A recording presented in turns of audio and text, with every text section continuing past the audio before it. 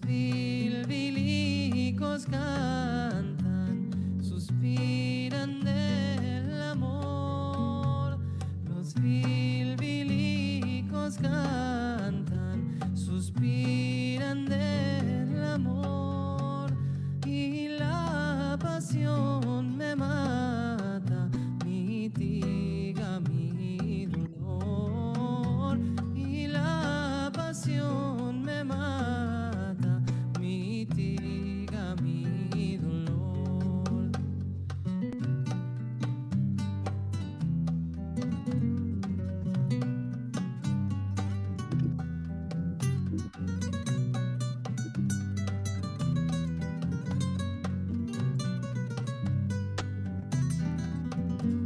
Los bilbilicos cantan en el árbol de la flor.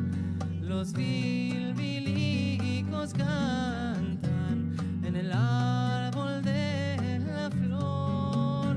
Y la pasión me mata, mitiga mi dolor.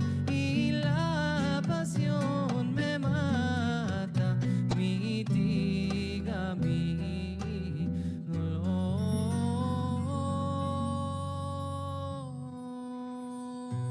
¿Qué tal? Buenas tardes, buenas noches. Aquí en España ya estamos a día... Oye, ya es lunes, no sé qué día es, pero ya sé que es lunes. Y efectivamente vamos a viajar a ese fascinante país que es Marruecos. Como bien decía Victoria,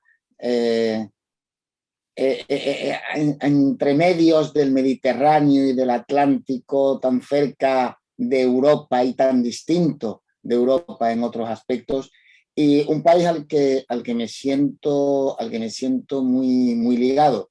Pues mis padres nacieron en Marruecos y mis abuelos nacieron en Marruecos, con lo cual para mí es como mi segunda casa, ¿no? Viajo con cierta frecuencia y bueno, pues es un país fascinante y es lo que vamos a hacer esta noche. Vamos a viajar a través de ese país de tantos contrastes y tan desconocido a veces para todos nosotros. Como decía, mi familia, mis padres nacieron en Marruecos, yo nací en Sevilla, yo nací en la península, en España.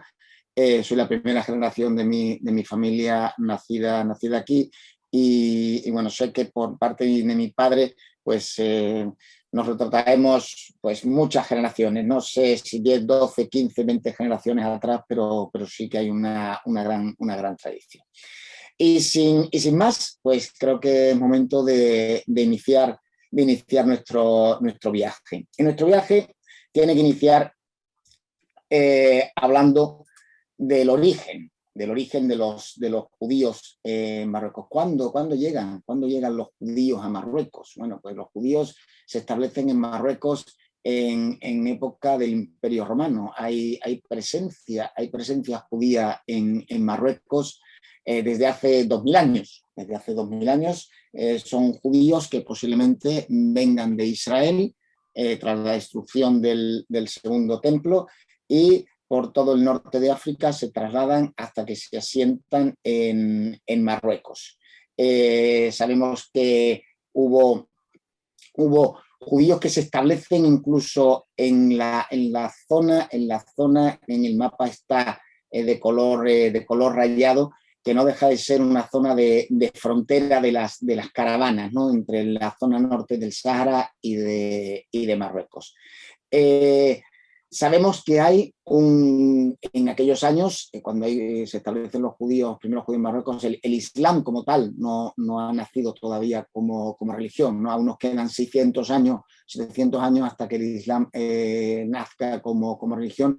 Y los judíos se asientan en Marruecos y se expanden entre la población bereber, o lo que en español llamamos los moros. Cuando decimos los moros es porque esa región se llamaba la Mauritania. en época romana, ¿no? Entonces los habitantes de la Mauritania son los mauris, o hoy día los moros, de ahí es donde viene el origen.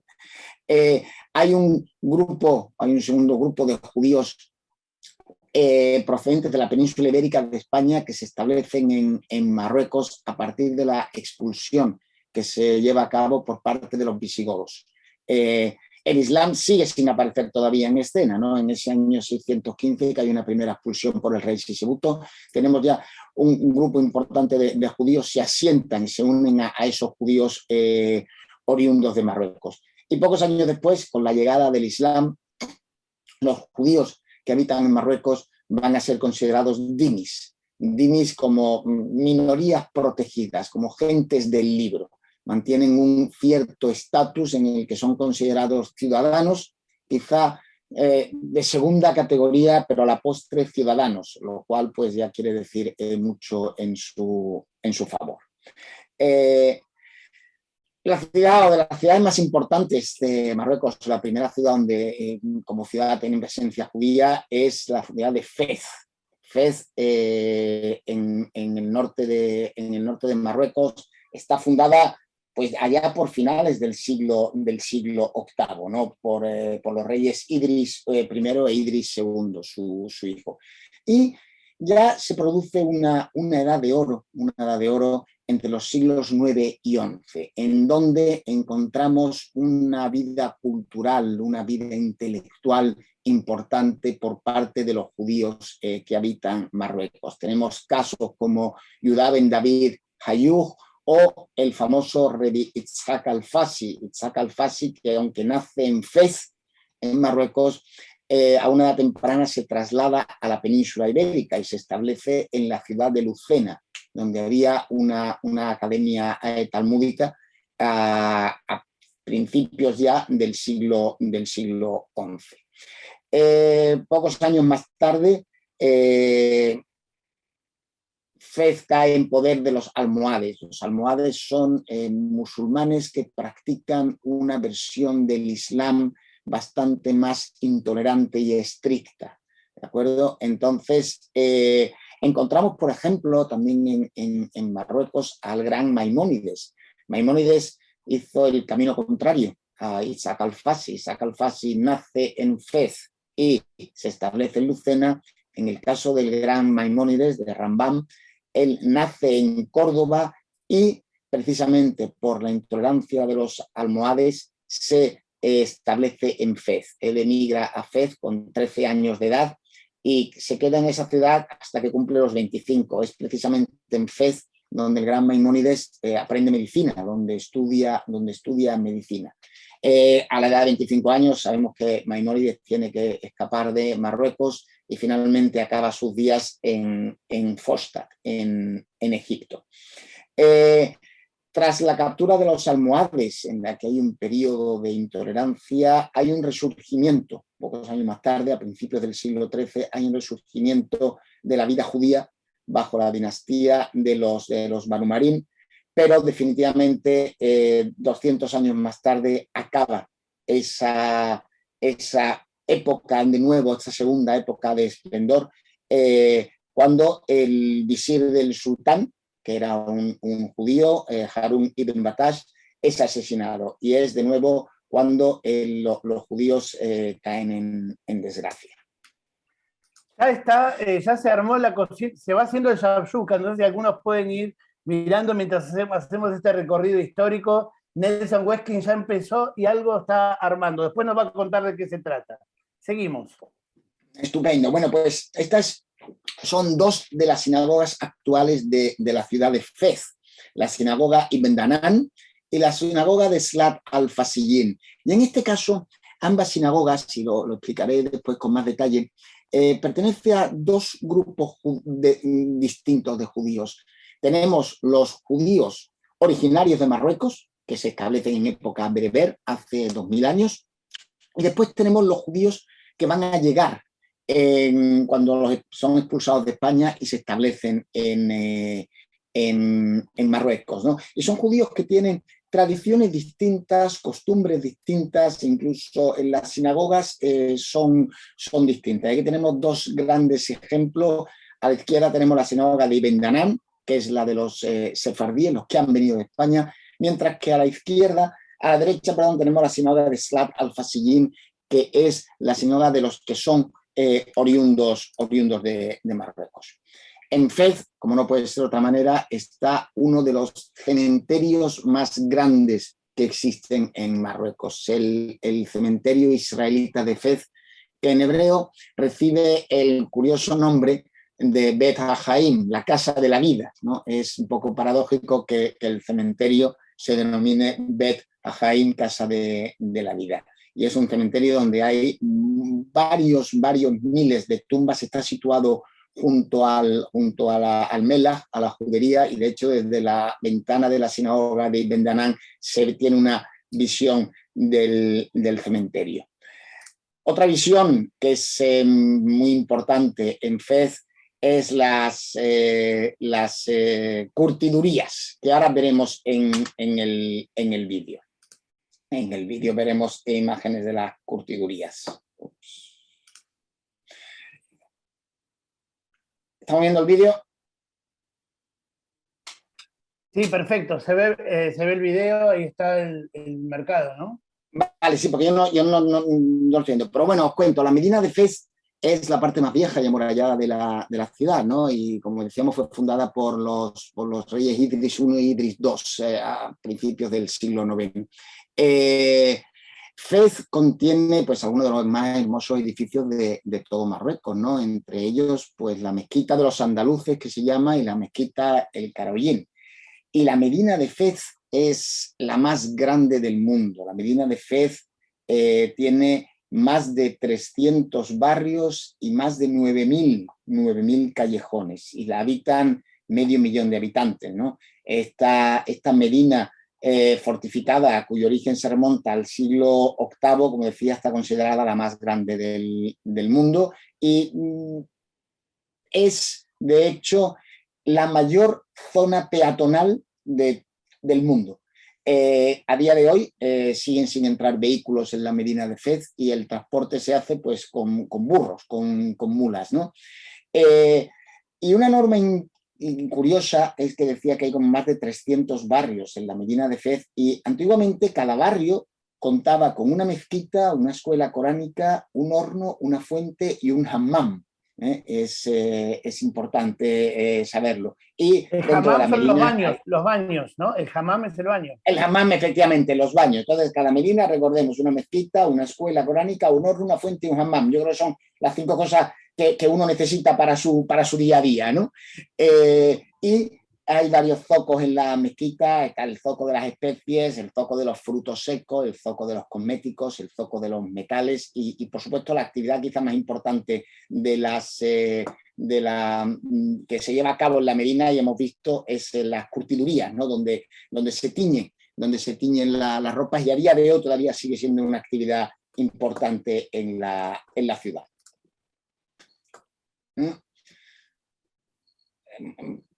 Hemos acabado el vídeo, es que no lo veo.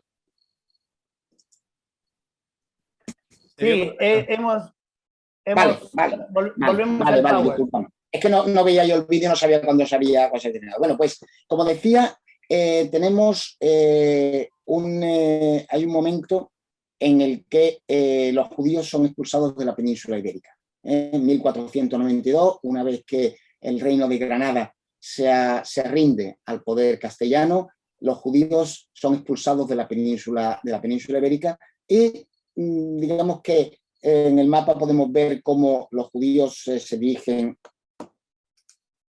Perdón. Ahí podés compartir pantalla.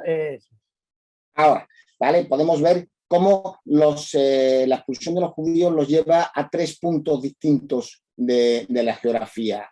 Hay judíos que se establecen en Portugal, hay judíos que se dirigen hacia el Imperio Otomano, y hay judíos que se dirigen al norte de África, a Marruecos. Ahí se establecen un gran número de judíos. Y como decía antes, los judíos que llegan a Marruecos no son bienvenidos, o son vistos con recelo, por parte de los judíos que habitaban Marruecos. De hecho, tenemos 2 términos.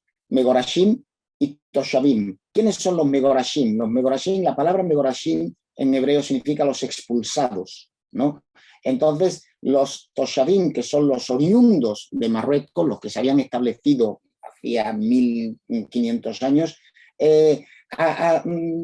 sienten un cierto recelo hacia los nuevos que llegan, hacia esos judíos que, en principio, hablan una lengua distinta, porque hablan castellano, y rezan de una manera distinta, y además, en general, son bastante más cultos e ilustrados que los judíos marroquíes, con lo cual enseguida estos judíos que vienen de la península ibérica, de España, imponen sus reformas, imponen sus ritos, imponen sus rabinos, y de hecho ambas comunidades están separadas. Hemos visto antes imágenes de la sinagoga de Fez. Ambas sinagogas son del siglo XVII y vemos que todavía en el siglo XVII hay separación entre ambas comunidades. Tuvieron que pasar todavía algunos años hasta que poco a poco esas dos comunidades se fueran uniendo, ¿no? y fueran de alguna forma convergiendo en un punto común. Como decía, los Megorashim pues traían muchas más habilidades de España, eran muy buenos artesanos, ¿no? Y hay un grupo nuevo además que se unen a estos Megorashim, que son los que vienen de Portugal. No olvidemos que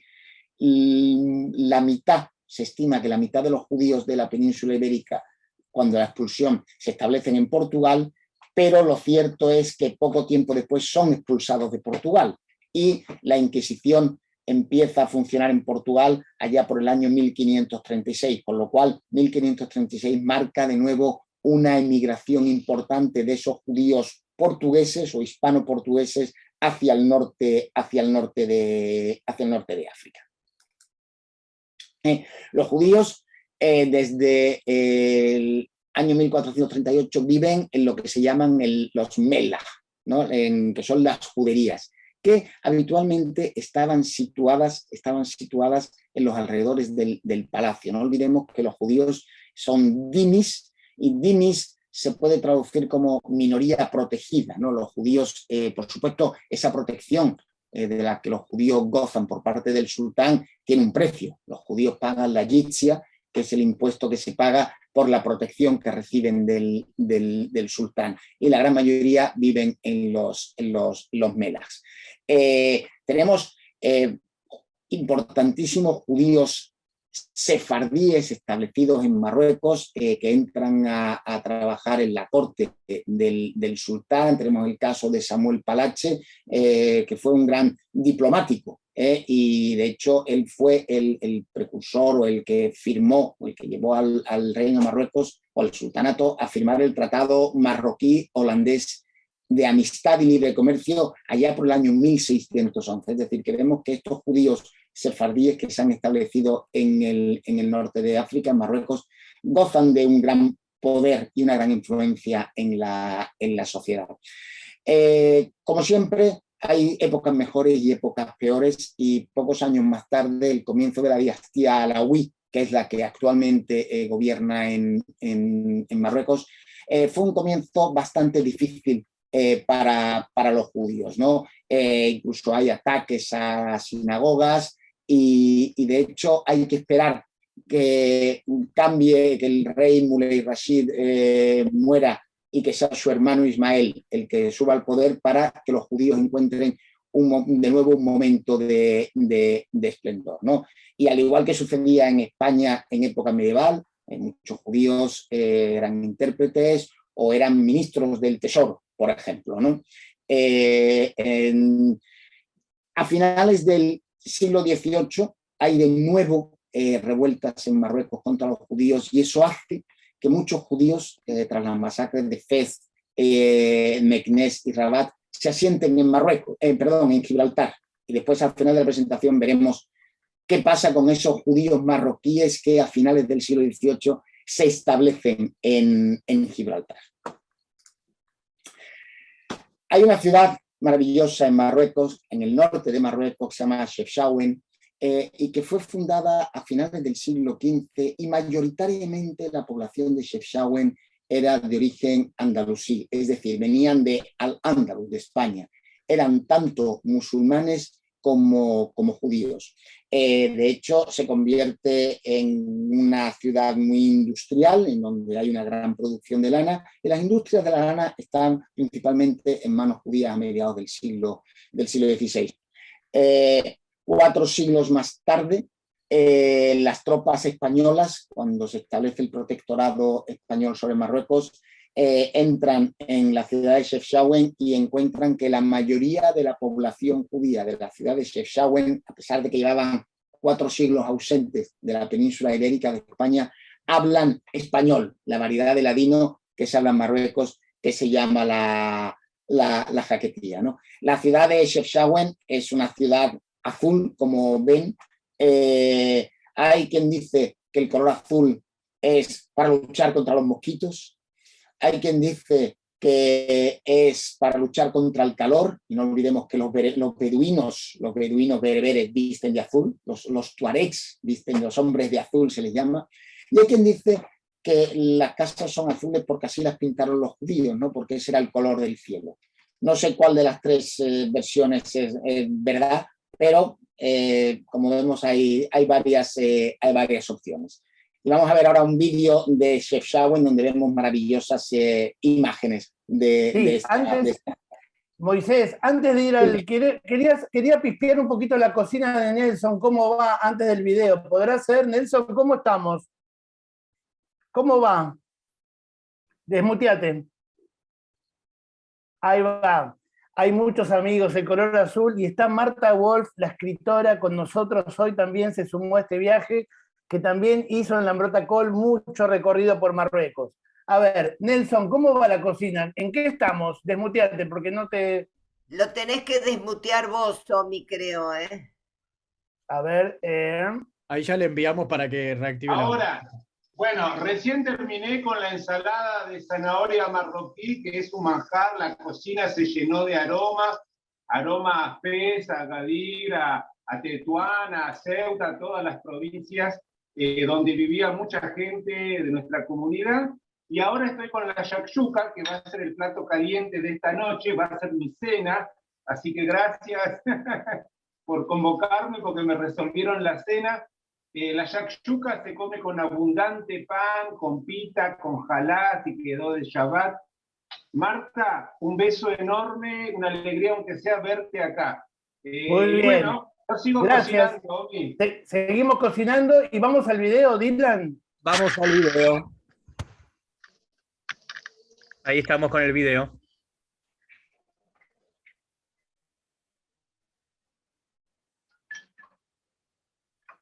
¿Qué vemos, Moisés? Bueno, la ciudad de Chefchaouen es una ciudad pequeñita de poco más de 40.000 habitantes.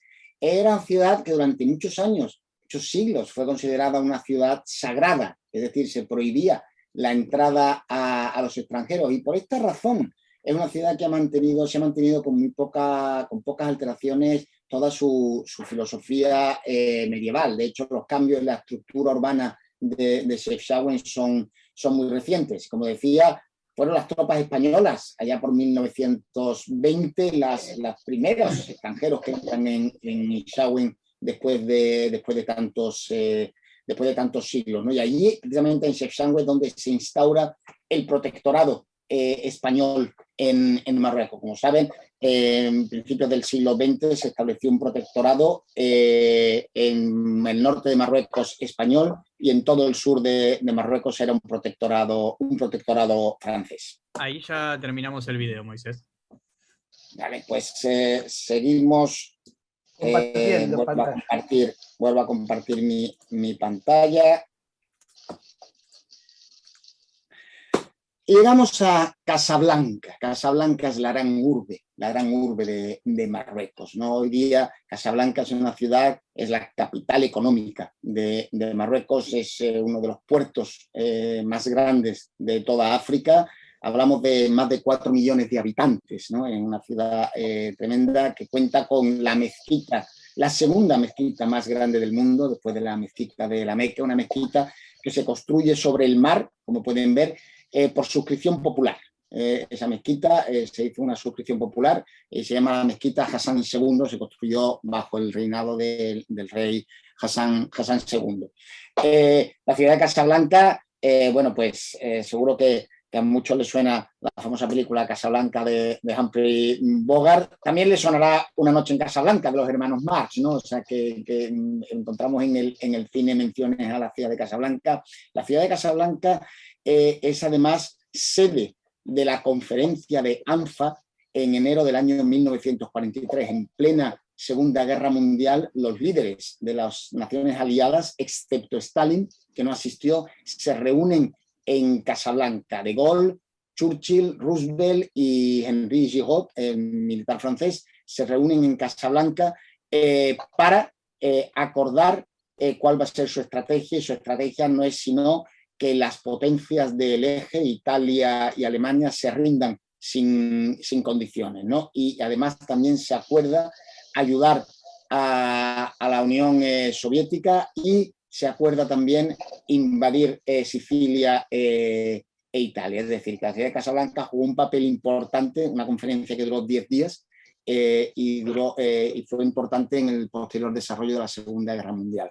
A día de hoy, la ciudad de Casablanca tiene la mayor comunidad judía de todo el reino. Se estima que hay unos aproximadamente 3.000 judíos que viven en Casablanca. Yo recuerdo hace unos años que estuve en Casablanca con un grupo, y cuando nos reunimos con el rebbi principal de la comunidad, me dijo que existían 23 sinagogas funcionando en Casablanca. Hablo del año 2016. En 2016 había 23 sinagogas funcionando en Casablanca, algunas de ellas solamente en Shabbat, y otras funcionaban todos los días, tenían rezos todos los días. Hay un colegio judío en Casablanca, hay restaurantes judíos en Casablanca, hay un Bet Chabad, hay un Lubavitch en Casablanca, y hay un museo judío en Casablanca, el Museo del Judaísmo Marroquí. Es el único museo que hay sobre judaísmo en un país árabe, en un país musulmán, lo que dice mucho a favor de ellos. Como decía, a día de hoy unos 3.000 judíos viven en la ciudad de Casablanca. Y seguimos desplazándonos hacia el sur, seguimos hacia el sur, y nos encontramos con la ciudad de Essaouira. La ciudad de Essaouira, antiguamente llamada Mogador. El pasado de esta ciudad es portugués. Durante los siglos XV y XVI es Portugal quien ocupa parte de la costa atlántica marroquí. No solo Essaouira, sino Tánger también fue ocupado por Portugal, e incluso Ceuta, que hoy día pertenece a España, tuvo una parte durante 60 años, entre 1580 y 1540, fue ciudad perteneciente a la corona de Marruecos, ¿no? Y es durante esta expansión portuguesa en la costa atlántica de Marruecos cuando el rey Manuel I, que precisamente fue quien expulsó a los judíos de Portugal, ordena la construcción de fortalezas costeras, entre ellas la del Castelo Real de Mogador, que es la que vemos en el primer plano en esta preciosa imagen, ¿no? Y este es el germen de la actual Essaouira. A día de hoy, Essaouira, la ciudad moderna de Essaouira, es de finales del siglo XVIII, y se establece un puerto que sirve de salida a la ciudad de Marrakech. La ciudad de Marrakech, que se encuentra a casi 200 kilómetros de Essaouira, o sea, que no esté cerca, pero aún así el puerto de Essaouira sirve como salida a la ciudad de Marrakech. A día de hoy, la economía de la ciudad gira en torno al turismo, la pesca, la industria maderera y alimentaria, y el comercio de productos de artesanía. Y precisamente es en Essaouira donde se ha fundado o se ha inaugurado hace escasos días un nuevo museo de judaísmo en Marruecos. Y vamos de Essaouira, nos dirigimos hacia el interior en nuestro viaje y llegamos a Marrakech.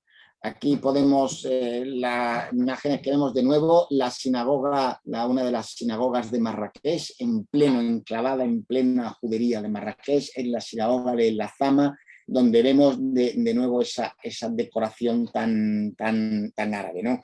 La ciudad de Marrakech a día de hoy es posiblemente la segunda ciudad de tamaño en Marruecos, con aproximadamente 1,5 millones de habitantes. Y se encuentra a los pies del Atlas, de las montañas, de la cordillera que separa o indica el inicio del desierto del Sahara. La ciudad de Marrakech fue fundada por los almorávides en 1062. Los almorávides fue una de las tribus que invaden España, la península ibérica, en 1085 tras la captura de Toledo por los cristianos, ¿no?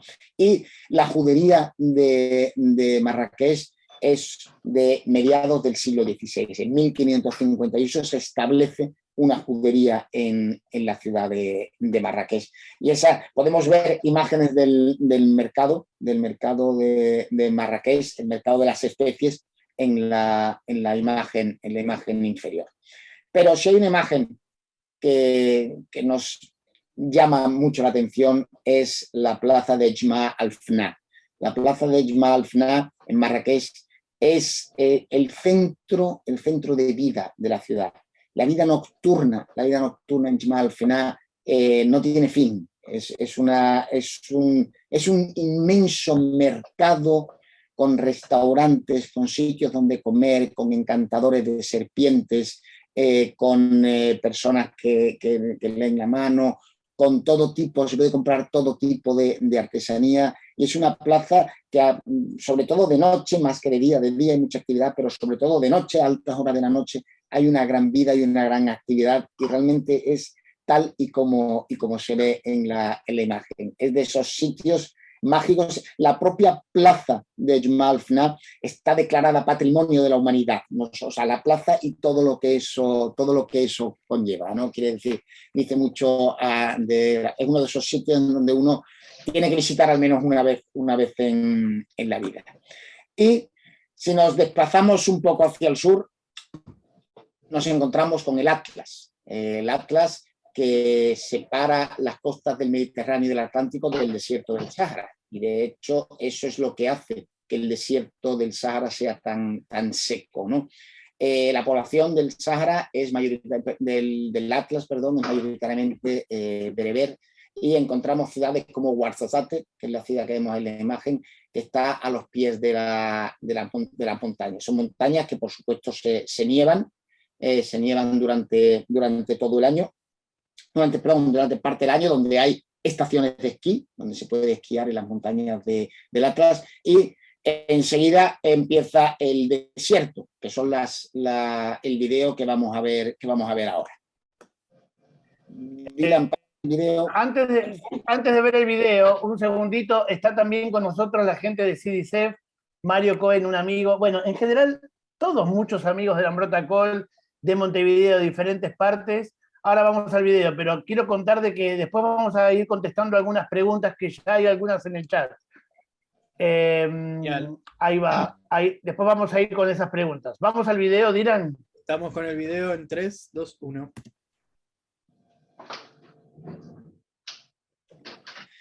Evidentemente, las imágenes hablan por sí solas, ¿no? La inmensidad del desierto, y por supuesto, bueno, hay actividades y cómo no, los camellos, ¿no? Pero sobre todo las dunas del desierto son infinitas, y como vemos, transmiten una calma, una tranquilidad. Son absolutamente interminables, y por supuesto, de día hace calor, y de noche hace frío. Hablamos que, como decíamos antes, es un desierto muy, muy, muy seco, y en donde vemos que las puestas de sol son absolutamente fantásticas y casi eternas, ¿no? Vemos cómo el sol desaparece detrás de esas dunas que son infinitas. Parece que nunca que nunca se acaban, y poco a poco va cayendo la noche en el desierto, y es cuando en los campamentos, en las tiendas, bueno, pues aquí vemos uno de los campamentos, no sé si es en Agafay, me parece, en pleno desierto, donde, bueno, pues podemos gozar de un banquete con platos tan deliciosos como los que nos está preparando Nelson, ¿no? Espero que la próxima vez podamos comer precisamente allí en el Sáhara. Y Amén, amén, ojalá. Ahí estamos volviendo al PowerPoint. Moisés. exactamente. Y como decía al principio, Marruecos es una tierra de contraste, ¿no? En el fondo encontramos, es un país que no es excesivamente grande, pero donde sí encontramos grandes contrastes, es decir, tenemos la inmensidad del desierto, pero también tenemos las ciudades con esa decoración tan morisca, tan del mundo árabe, ¿no? Que realmente, y esa imagen de, bueno, pues eso es una de las medinas de Marruecos, en donde, bueno, pues se siguen usando los caballos y los burros como medios de transporte, ¿no? O donde vemos, pues lo mismo, es posible en el desierto del Sáhara, pues disfrutar de ese baño en esa terraza con esa vista interminable a las dunas, ¿no? Y aquí tenemos la ensalada de zanahoria que nos está preparando Nelson, la podemos ver en esta imagen, ¿no? La música en Marruecos también es importante, la música en Marruecos también es muy importante. Mucho derbeque, muchos instrumentos de percusión, ¿no? Derbeque. Instrumentos de percusión, efectivamente, y algo muy curioso, el violín, y además el violín se toca así, no se pone en el hombro, sino se pone el violín en la rodilla y se toca de esa manera vertical. Es una forma muy, muy particular de tocar el violín. Los mercados de especies son, como vemos, absolutamente coloridos y preciosos. Y, por supuesto, hablábamos antes de la tradición del hammam, de los baños árabes. Los baños árabes, de todo viaje a Marruecos, en algún momento tiene que tener una parte de relax, una parte de ese baño árabe, de ese hammam, en donde incluso pues, nos van a refregar el cuerpo con aceite de argán, que es maravilloso para la piel, ¿no? ¿Es para hombres y mujeres o solo es de hombres el hammam? Para hombres y mujeres por separado. Hombres y mujeres van por separado al hammam y bueno, este es un hammam me parece que este está en Marrakech, ¿vale? Es decir, que a lo largo y ancho de todo el país hay algunos sitios que son verdaderamente de ensueño, ¿no?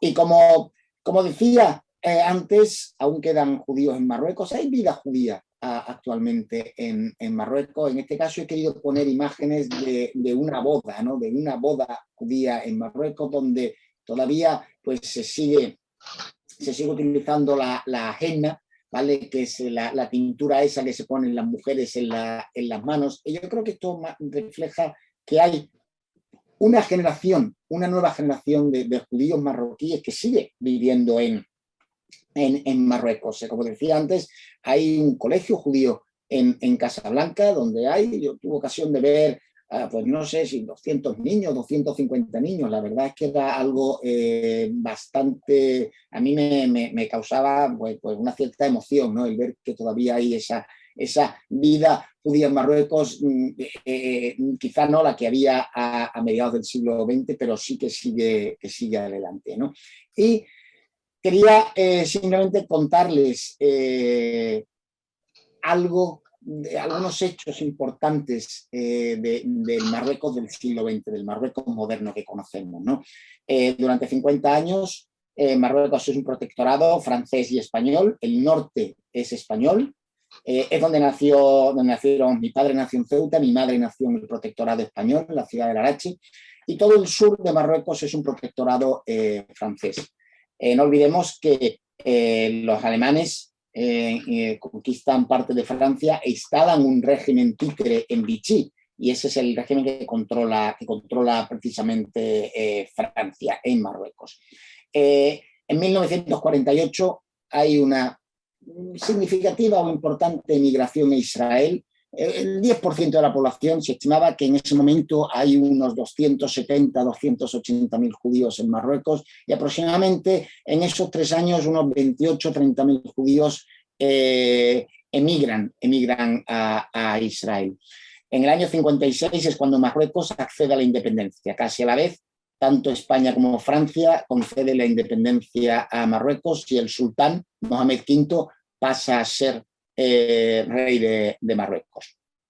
En el año 58, Marruecos se incorpora a la Liga Árabe, y es en ese momento cuando se prohíbe la inmigración a Israel. Es en ese momento cuando no se deja salir a los judíos de Marruecos oficialmente, porque desde cuando accede Hassan II, el padre del actual rey de Marruecos, al trono, se establecen negociaciones secretas con la división Misgueret del Mossad, por el cual salen más de 80.000 judíos marroquíes en dirección a Israel.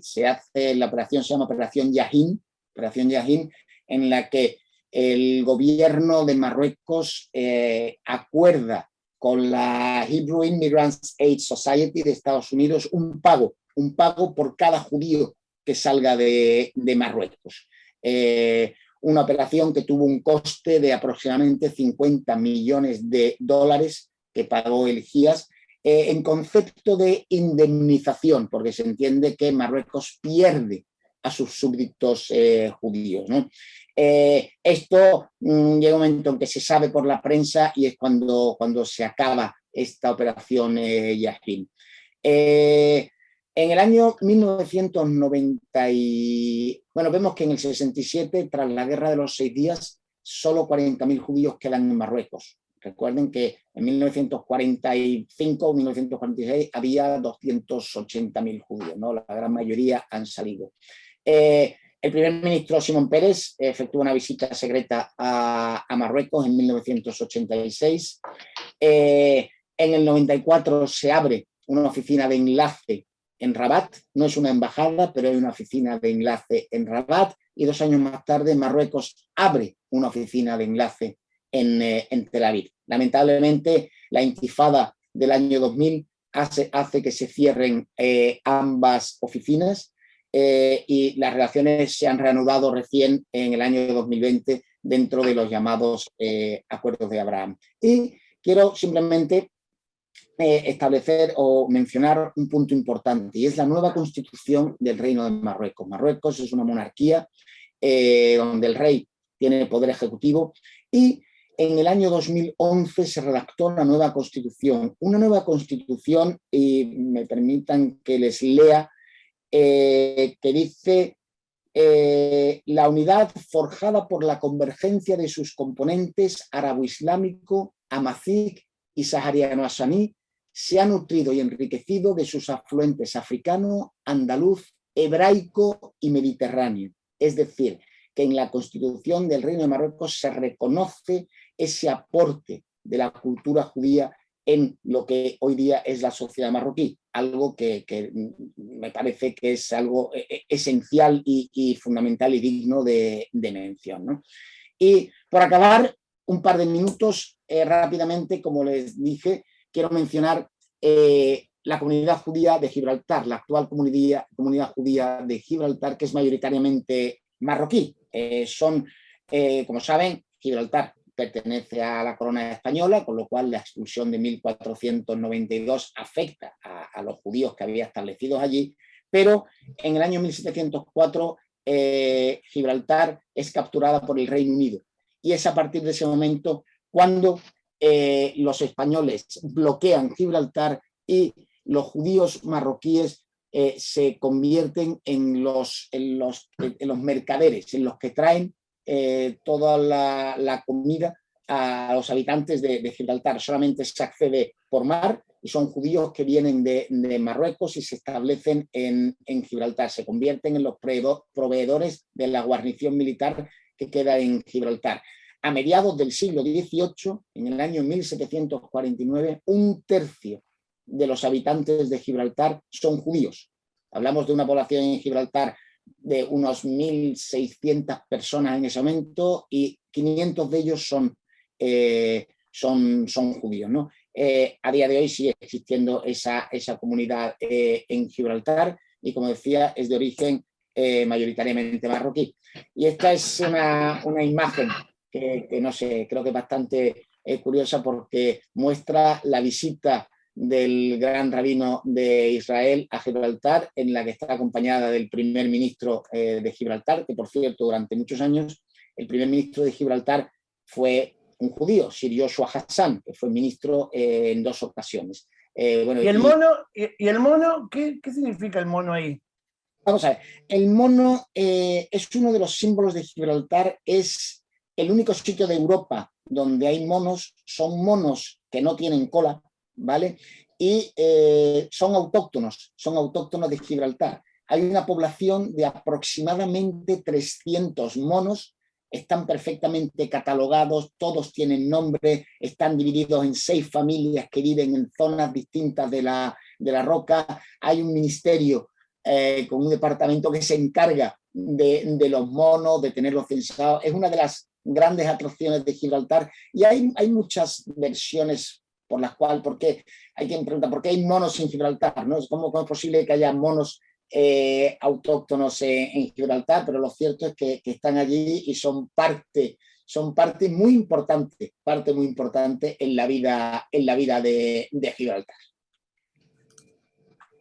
Bueno, buenísimo. ¿Querés dejar de compartir? Ahí está. Ahí está. Vamos a ir a pasar a la... Ahora Dylan va a leer, pero wow, cuántos colores, cuánto azul. ¿Cómo es Ahí hay algunas preguntas que vamos a ir contestando, pero vamos a Nelson a ver un poquito cómo están los platos. Qué A ver, rico eso, Nelson. Buen provecho, Betiagón. Acá, está caliente. Acá tengo la shakshuka, que una vez que los pimientos, los morrones están salteados con la cebolla, un poco de ajo, cuando están tiernos, le agrego puré de tomate, lo dejo reducir un poco, hago unos huequitos y ahí le agrego el huevo crudo que se coagule un poco, después lo tapo, que se termine de cocinar, pero lo importante es que la yema quedó bien jugosa y con un bagel casero que no tiene nada que ver con Marruecos, va a ser mi cena, se moja. Bueno, en Israel, como les comenté, se utiliza el pan pita o la jalá. Esto ya está una delicia, la cocina llena de aroma. Bueno, qué buena esa receta. Les voy a compartir acá entonces cuáles son los ingredientes. Tenemos una cebolla mediana, medio morrón verde, medio morrón rojo, un diente de ajo, una taza de puré de tomates, 3 huevos, sal, pimienta, 3 cucharadas de aceite. Y bueno, después les mandamos esta misma receta por el chat para que todos la tengan a mano y la compartimos con todos para que nos vayan mandando después cuando hagan sus shakshukas. Muchísimas gracias, Nelson. Ahora vamos a la parte de preguntas, porque acá preguntan un poquito de la cantidad de población. Ahora vamos con vos, ya volvemos con vos. Pero queremos, porque en el chat hay muchas preguntas que hicieron, y vamos a tomar algunas, pero acá pregunta algo de Tetuán. Tetuán, ¿dónde perteneces? Y acá preguntan que digas algo de Tetuán. ¿Y cuánto es la población actual de judíos en Marruecos? ¿Vos podés dar alguna información? Sí, vamos a ver. Actualmente son cifras no oficiales, pero unos 200 judíos en Marrakech, quizá un poco más en Rabat. En Meknès también quedan algunos, en Tánger quedan menos de 100, aunque hay una sinagoga que sigue funcionando. En Fez hay 2 sinagogas que yo recuerde funcionando, quedan como unos 300 judíos. En Tetuán apenas hay alguno, creo que queda el señor Bendellac y creo que no queda nadie más en Tetuán. Y como decía antes, unos 3.000 en Casablanca, ¿no? Esa es la población judía total. Hablamos de unos 5.000 judíos en Marruecos. Tetuán, Es cierto que no hablé de Tetuán. Tetuán en el norte, precisamente mi abuelo era nacido en Tetuán, abuelo Moisés, el apellido Hassan, es un apellido tetauni de siempre. Era la capital del protectorado español de Marruecos y a día de hoy, como decía, no quedan judíos en Tetuán, pero durante muchos años Tetuán fue el centro donde se encontraban los mayores estudiosos de Torá. Tetuán siempre ha tenido fama de ser una ciudad en donde los judíos de Tetuán eran judíos cultos y conocedores de la ley judía. Eran judíos, no es que fueran extremadamente religiosos, pero sí con un amplio conocimiento de la ley judía y de la vida judía. Como decía antes, no hay sinagoga, queda una sinagoga que no funciona en Tetuán y puede que haya una o dos familias a lo sumo en Tetuán, pero fue una gran ciudad en su momento. Ahí dicen que los que leyeron El tiempo entre costuras recuerdan descripciones de Tetuán. Es una película, ¿no? O un libro. No, es una novela de una autora española que bastante de hace algunos años, y ahí se ha editado creo la segunda parte, y efectivamente narra la vida y eso. Recordemos que Tetuán, precisamente el origen de las comunidades judías españolas de hoy es Tetuán, y lo explico. En el año 1959, España y Marruecos se enzarzan en una guerra. Las ciudades de Ceuta y Melilla son atacadas continuamente por los marroquíes, con lo cual finalmente el gobierno le declara la guerra a Marruecos y bueno, pues Marruecos pierde esa guerra, la guerra hispano-marroquí, y es condenado. Marruecos tiene que pagar reparaciones de guerra. El ejército español entra a la ciudad actual y se mantiene allí hasta que al año siguiente Marruecos paga esas indemnizaciones de guerra. Cuando el ejército español entra en Tetuán, es recibido con vítores por los sefardíes que habitan en Tetuán, ¿no? Y están contentos. Es más, los soldados, hay unas crónicas de Pedro Antonio de Alarcón, un periodista que va con las tropas, que se queda muy sorprendido de escuchar castellano antiguo, español, en las calles de Tetuán, la jaquetía que hablaban, el ladino, ¿no? Y las cajetías.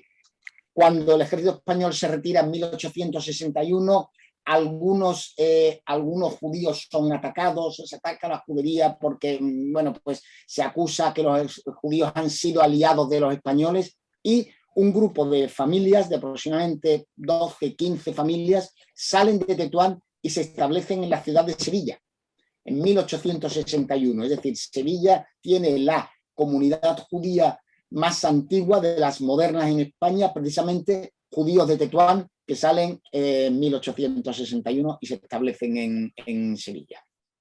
Contá un poquitito, ¿querés leer un segundito la receta de la zanahoria?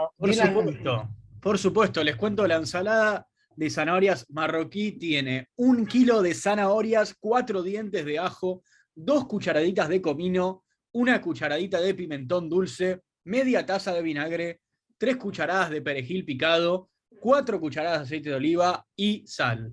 Obviamente les compartimos también la receta al chat y bueno, próximamente la mandaremos también y esperamos recibir sus ensaladas de zanahorias marroquíes. Ahí estaba la última pregunta. ¿Qué población, qué cantidad de comunidad judía hay actualmente? ¿Esa la contestaste? Sí, como decía, se habla entre 4 y 5.000 judíos en Marruecos. Hay quien dice que quedan un poco menos, pero yo creo que las cifras son, pues eso, entre 4 y 5.000 judíos pueden quedar en Marruecos, mayoritariamente, como decía antes, en Casablanca, que es la gran urbe actual. Gracias, Moisés. Gracias, Victoria, My Jewish Tour. Nos vamos con música música sefaradí, con muchos amigos de CDCF, con Marta Wolf, con Charlie Schuster. Fue maravilloso, acá dicen, compartir esta belleza. Muchas gracias. Nos despedimos con esta música, Dylan. Gracias, Nelson Weskin, y buena semana. Tu madre cuando te parió y te quitó al mundo, corazón ella no te dio. segundo, corazón ella no te dio para amar segundo. Ve buscarte otro amor, ajarba otras puertas, a espera de otro ardor, que para mí sos muerta, a espera de otro ardor, que para mí sos muerta. Adiós, adiós, querida, no quiero la vida, me la marcaste tú. Adiós, adiós, querida, no quiero la vida, me la marcaste tú.